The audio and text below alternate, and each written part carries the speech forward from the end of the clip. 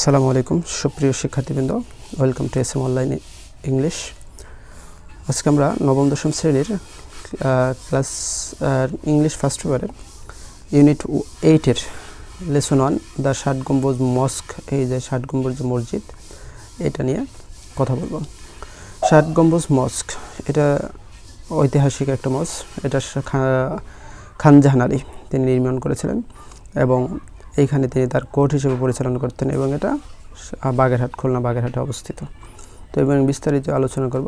তো আমরা কি দেখতে পাচ্ছি, এখানে একটা মসজিদ দেখতে পাচ্ছি, তাই না? এখানে অনেকগুলো মসজিদ, এই গম্বুজ আছে। তো এই গম্বুজের কারণে নাম হয়েছে ষাট গম্বুজ, যদিও পিলার 60টি কিন্তু গম্বুজ 81টি। তো যাই হোক, আমরা একটু লাইন বাই লাইন পড়ার চেষ্টা করি, কি বলছে দেখি। হেরিটেজ ইজ হোয়াট, হেরিটেজ হচ্ছে যা, হেরিটেজ ইজ হোয়াট, হেরিটেজ হচ্ছে যা, মানে এখানে হোয়াট হচ্ছে যা, we inherit from the past, আমরা অতীত থেকে পাই।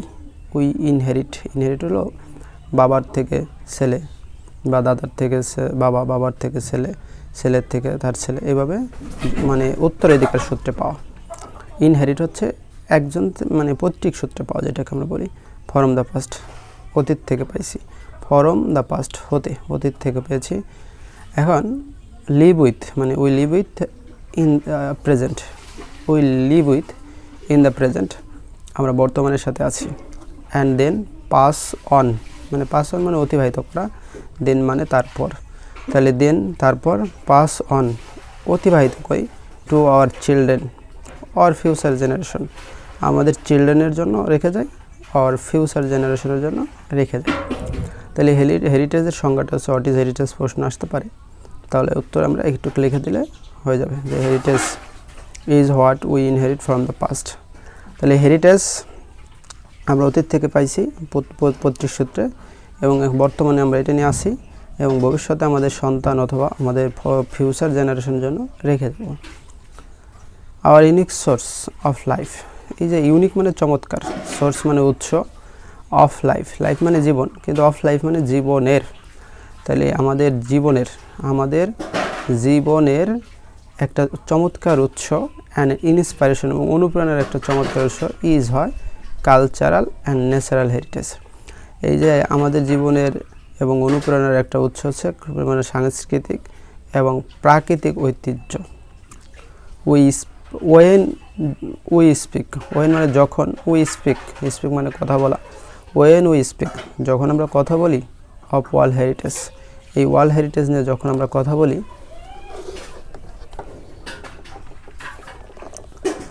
যখন আমরা ওয়ার্ল্ড হেরিটেজ নিয়ে কথা বলি তখন when we speak the world heritage, যখন আমরা ওয়ার্ল্ড হেরিটেজের বিষয়ে কথা বলি, ইট ইন্ডিকেটস, ইন্ডিকেট মানে নির্দেশ করে, তাহলে ইট ইন্ডিকেটস ইহা নির্দেশ করে, প্লেসেস জায়গা নির্দেশ করে, অ্যান্ড সাইটস, সাইট মানে কোনো ঐতিহাসিক মানে জায়গা, এটা বোঝাইছে যে সাইট মানে স্থানও বলতে পারো, যে মানে প্লেস অ্যান্ড সাইট। তাহলে হেরিটেজ হোয়েন উই স্পিক, যখন আমরা কথা বলি ওয়ার্ল্ড হেরিটেজ নিয়ে, ইট ইন্ডিকেটস এটা নির্দেশ করে, প্লেস অ্যান্ড সাইটস, প্লেসগুলো এবং সাইটগুলো, দ্যাট যেটা উই ইনহেরিট আমরা পেয়েছিলাম, উই ইনহেরিটেড, পাস্ট ফর্ম আছে, ইনহেরিট হলো প্রেজেন্ট ফর্ম, আর ডি যোগ করার কারণে পাস্ট ইন্ডিপেন্ডেন্স হয়ে গেছে। আমরা পেয়েছিলাম, পৈতৃক সূত্রে পেয়েছিলাম, ফ্রম দ্য পাস্ট অতীত থেকে, অতীতকাল হতে, মানে অতীতকাল থেকে, অ্যান্ড পাস অন আমরা অতিবাহিত রেখে যাই, টু আওয়ার ফিউচার জেনারেশন আমাদের ফিউচার জেনারেশন মানে প্রজন্মের জন্য, অফ দ্য এন্টায়ার ওয়ার্ল্ড সারা বিশ্বের, এন্টায়ার হচ্ছে সকল বা সারা বিশ্বের।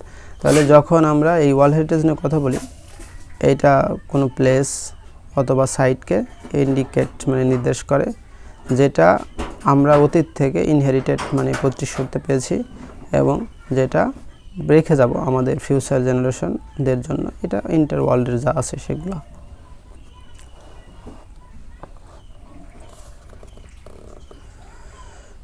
দ্য ষাট গম্বুজ মস্ক, এই যে ষাট গম্বুজ মসজিদটি ইন বাগেরহাট ইজ সাজ হেরিটেজ, ঠিক এইরকম একটা হেরিটেজ ঐতিহ্য। তাহলে হেরিটেজের সংজ্ঞা আমরা দেখলাম যে পিতার থেকে পুত্র, পুত্র থেকে পরবর্তী প্রজন্ম, পেয়ে যাওয়া, এটা হচ্ছে ঐতিহ্যগতভাবে। তো এবং 60 গম্বুজ মসজিদ ঠিক এরকম একটা হেরিটেজ সাজ মানে এরকমই একটা ঐতিহ্য। ইট বিকাম হলো হওয়া, আর এটা হয়েছিল পাস্ট ইন্ডিপেন্ডেন্সে, এটা হয়েছিল ইউনেস্কো ওয়ার্ল্ড হেরিটেজ সাইট। এই যে ইউনেস্কোর পুনরূপ হচ্ছে United Nation Educational Scientific Cultural Organisation. এই যে ইউনেস্কো এটা ওয়ার্ল্ড হেরিটেজ সাইট হিসেবে ঘোষণা দিয়েছিল 1985 সালে ইউনেস্কো এটাকে ওয়ার্ল্ড হেরিটেজ সাইট হিসেবে ঘোষণা দিয়েছে। মূলত ইউনেস্কো এই ওয়ার্ল্ড হেরিটেজ সাইটের পাশাপাশি ওই যে আমরা দেখলাম যে শিক্ষা, তারপর হচ্ছে বিজ্ঞান এবং কালচারাল যে অর্গানাইজেশন এইগুলো নিয়ে তারা কাজ করে থাকে। Originally the historic mosque city known as Khalifatabad. মূলত এই যে ঐতিহাসিক যে শহরের মানে মসজিদের নগরী, এই মস্ক সিটি যে ঐতিহাসিক মসজিদের নগরী ওয়াজ নোন অ্যাজ, এটা পরিচিত ছিল, মানে ওয়াজ নন বি ভার্বের পরে বেতেরি, এটা প্যাসিভ আছে, ওয়াজ নন এটা পরিচিত ছিল অ্যাজ খলিফাতাবাদ।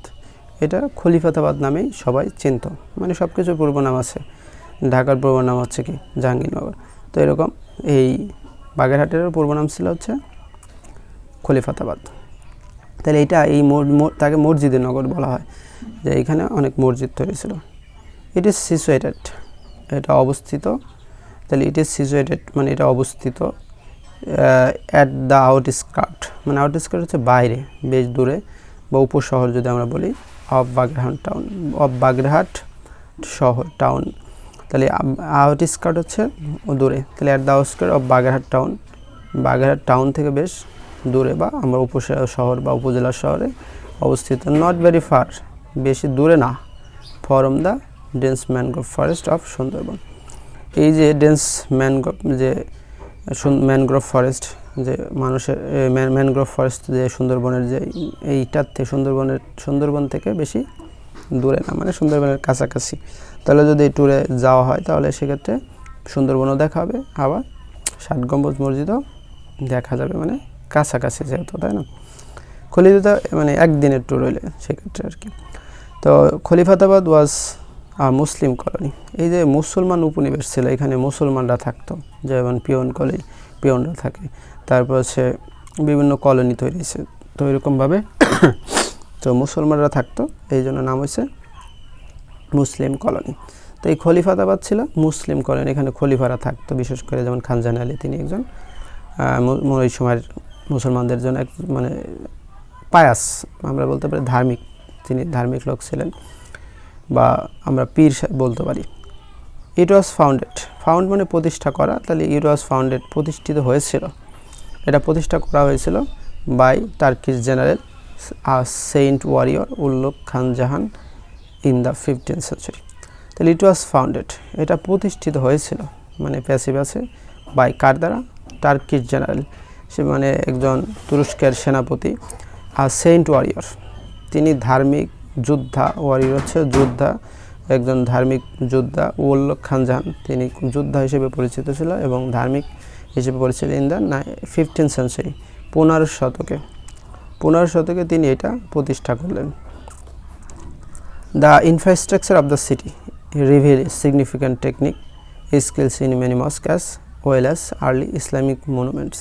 আচ্ছা, তাহলে আমরা দেখলাম যে ইনফ্রাস্ট্রাকচার মানে অবকাঠামো, অফ দ্য সিটি এই যে শহরের মানে খলিফাতাবাদের বা বাগেরহাটের ইনফ্রাস্ট্রাকচার, দালান কোঠা, ঘর বাড়ি, বিল্ডিং, এইগুলা রিভিল মানে প্রকাশ করে, তাহলে রিভিলস এই যে ইনফ্রাস্ট্রাকচারগুলো প্রকাশ করে সিগনিফিক্যান্ট একটা গুরুত্বপূর্ণ টেকনিক, তার একটা গুরুত্বপূর্ণ টেকনিক দেখায়, টেকনিক্যাল স্কিল একটা প্রযুক্তিগত দক্ষতা দেখায় ইন ম্যানি মস্ক অনেক মসজিদে তারা এই প্রযুক্তিগত দক্ষতা দেখাই দিয়েছে, অ্যাজ ওয়েল অ্যাজ সেই সাথে কি দেখাইছে Islamic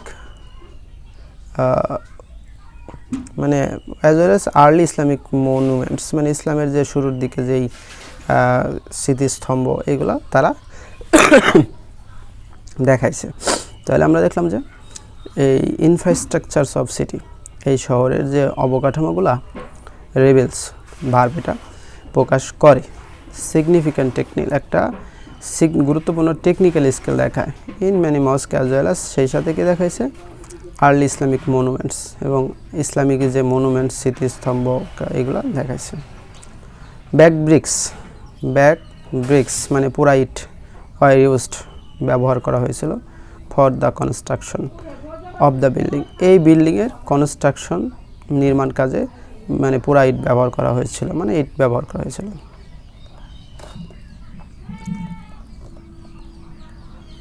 the planning of city, এই প্ল্যানিং পরিকল্পনা অফ দ্য সিটি এই শহরের পরিকল্পনাটা ওয়াজ ডোমিনেটেড, এটা ডোমিনেট করা হইতো, প্যাসিভ ওয়াজ ডোমিনেটেড এটা শাসিত হইতো, ডোমিনেট মানে শাসন করা, তাহলে ওয়াজ ডোমিনেটেড প্যাসিভ আকার আছে যে ওয়াজের পরে V3 ডোমিনেটেড, এটা শাসিত হতো কার দ্বারা বাই দ্য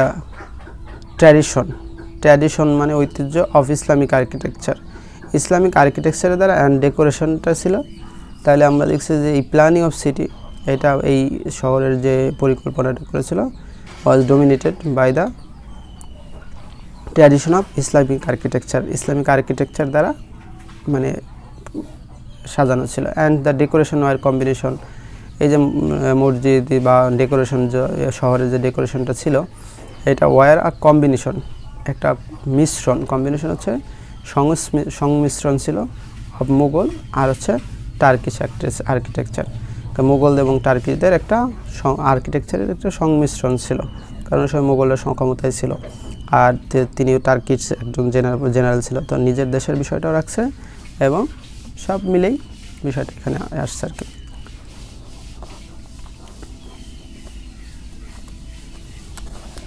আচ্ছা, খান জাহানের তৈরি করলো এই নেটওয়ার্ক রোড, মানে এই রোড নেটওয়ার্ক রোড মানে অসংখ্য রোড, জালের ন্যায় রোড মানে অসংখ্য রাস্তাঘাট তৈরি করলো। তারপরে ব্রিজেস, অসংখ্য ব্রিজ তৈরি করলো, পাবলিক বিল্ডিংস, অসংখ্য সরকারি স্থাপনা তৈরি করলো, অ্যান্ড রিজার্ভিয়র মানে পানির ট্যাঙ্ক, যেটা পানি সংরক্ষণের যে রিজার্ভিয়র সংরক্ষণ করলো, মানে একটা শহরে তো পানির ট্যাঙ্ক থাকে তাই না, প্রত্যেকটা শহরেই পানির রিজার্ভ থাকে। To make the city habitable, তাহলে এই যে মেক তৈরি করতে দ্য সিটি হ্যাবিটেবল, এই শহরটাকে কি করতে হ্যাবিটেবল মানে বাসযোগ্য করতে কাজ করলো। দেয়ার আর অ্যাবাউট 36 মস্ক, এখানে প্রায় কত 360টি মসজিদ ছিল ইন দ্য সিটি এই শহরে। তাহলে there are about 36 mosque in the city, এই যে শহরে 360টা কী ছিল মসজিদ ছিল। Among them the most remarkable is multi dome 60 গম্বুজ মসজিদ, তাদের ভিতরে সবচেয়ে উল্লেখযোগ্য হলো মাল্টি-ডম, মাল্টি মানে বহু, ডম মানে গম্বুজ বিশিষ্ট 60 গম্বুজ মসজিদ। তাহলে 360টি মসজিদ ছিল এই শহরে তো তৎকালীন আর কি। তো তাদের অ্যামং দেম তাদের ভিতরে মোস্ট রিমার্কেবল ইজ মাল্টি-ডম 60 গম্বুজ মসজিদ।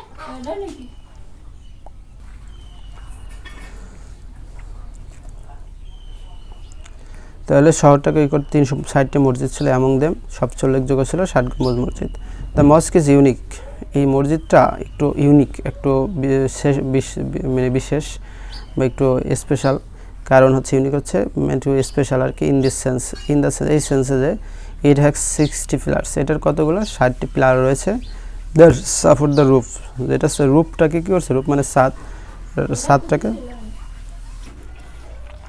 তাহলে এটার it has 60 pillar support the roofs and 77 height domes, তার বলছে এটা 60টা পিলার আছে এবং যেটা সাপোর্ট করছে ছাদটাকে, এবং 77টি লো হাইট ডোমস, এখানে 77টা লো হাইটের গম্বুজ আছে। তাহলে এই যে মসজিদটা কেন ইউনিক, কারণ এখানে 60টা পিলার এবং এখানে এইটা পিলারগুলো সাপোর্ট করে আছে এবং 77টা উঁচু নিচু গম্বুজ আছে। মানে দ্য 4 টাওয়ার্স, 4টা টাওয়ার্স আছে অ্যাট দ্য 4 কর্নার, চারপাশে 4টা বড় বড় উঁচু উঁচু টাওয়ার আছে। হ্যাভ স্মলার ডোমস, এই টাওয়ারের উপরে ছোট ছোট গম্বুজ আছে 4টা চারপাশে। At the top as well, তাহলে 77 আর 4 81টা গম্বুজ, টোটাল 81টা। দ্য ভ্যাস্ট প্রেয়ার হল, এই যে ভ্যাস্ট মানে বিশাল, প্রেয়ার হল প্রার্থনার যে বিশাল প্রার্থনাগার কী করেছে, হ্যাজ 11 আর্স মানে 11টা খিলান বিশিষ্ট ডোরে আছে। তাহলে এই বিশাল প্রার্থনাগারের 11টা বিশাল খিলান বিশিষ্ট দরজা আছে অন দ্য ইস্ট, পূর্ব পাশে 11টা মানে খিলান বিশিষ্ট দরজা আছে। 7 ইজ অন দ্য নর্থ, তাহলে 7টা আছে উত্তর পাশে। অ্যান্ড সাউথ ফর ভেন্টিলেশন, এই সাউথ দক্ষিণ পাশে রয়েছে for light and ventilation, ventilation হচ্ছে আলো বাতাস আসছে যেখান দিয়ে, তাই আলো বাতাস আসার জন্য দক্ষিণে লাইট এবং ভেন্টিলেশনের জন্য জায়গা রয়েছে। It has 7 আইলস running along the length, তাহলে এখানে 7টা আইলস মানে পথ রয়েছে, তাহলে এখানে 7টা পথ মানে আমরা জানি কৃষি ক্ষেত্রে আইল থাকে না, তো এরকম আইল রয়েছে অ্যালং দ্য লেন্থ অফ মস্ক, বরাবর যাতে ভিতর দিয়ে মুসল্লিরা লোকজন চলাফেরা করতে পারে এরকম পথ রয়েছে।